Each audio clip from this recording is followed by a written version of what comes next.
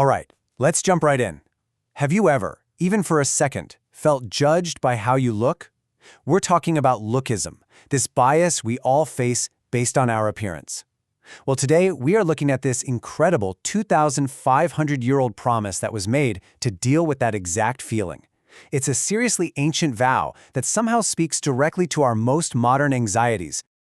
You know, it's almost a reflex, isn't it? We see someone and our brain just instantly starts sorting, labeling, and judging. It creates this constant nagging pressure, not just on how others see us, but on how we see ourselves. So what on earth are we supposed to do about that? And yeah, that leads us right into our first section here, the pressure to appear. This is something we are all swimming in every single day. We live in a world that has some very specific, and let's be honest, often really narrow ideas about how we're all supposed to look. And society often boils all that pressure down into these really simple but kind of brutal categories. Like you see here, there's this ideal of being skinny and young.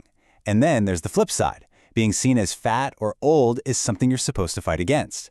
It's a constant cycle of stress and judgment, a game that feels completely rigged. This all feels like such a modern problem, right? Like it's all fueled by Instagram filters and celebrity culture. But what if the most powerful answer to all this pressure isn't new at all? What if it actually comes from a promise that was made thousands of years ago? And that brings us to our second section, an unconditional promise. This promise comes from a pretty central figure in Mahayana Buddhism named Amitabha, and it's all captured in what's famously known as his fourth vow.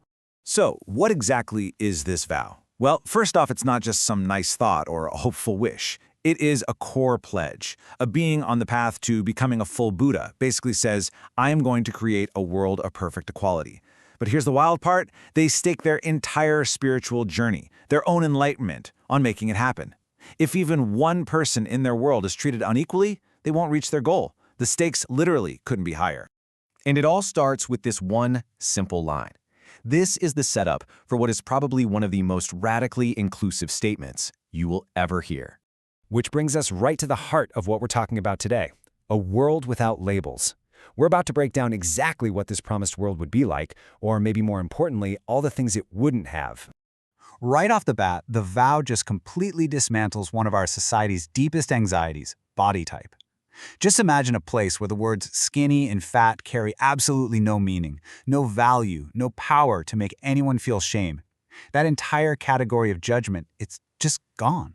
And then it goes straight for age. You know our culture's obsession with being young and the fear of getting old. All of that pressure just evaporates. In this vision, a person's worth has nothing to do with their age. Experience isn't seen as old, and newness isn't young. They're just different parts of being human. And this is where you really see the scope of it. It doesn't stop.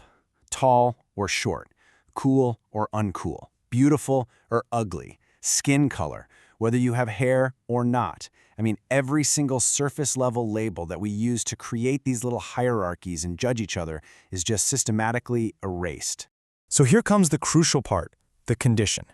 With all those differences we just listed, body type, age, looks, the vow sets up this incredibly powerful consequence if even one of them still exists.